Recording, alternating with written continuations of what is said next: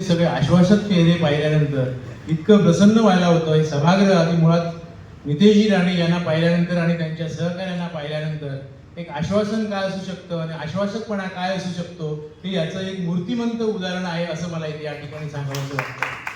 11 वर्षाचा एकंदरीत हे सुशासन आहे याबाबत या सभागृहामध्ये सांगण्याची आवश्यकता नाही साहेब. खरंच सगळ्यांना माहीत आहे की 11 वर्षात काय काय घडले. आपल्या संपूर्ण जगामध्ये मोदी शासनाचा आणि मोदी सरकारचा जो गवगवा आहे, वदंत आहे, त्याबद्दल पुन्हा सांगण्याची खरंच आवश्यकता नाही.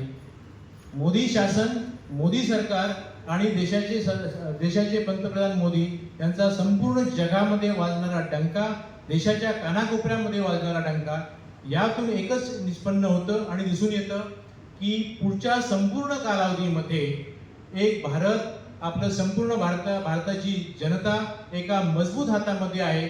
याबद्दल ही अगदी काळ्या दगडावरची रेघ आहे. आता जाता जाता सांगताना आणखी एक मला सांगावंसं वाटेल की या जिल्ह्यात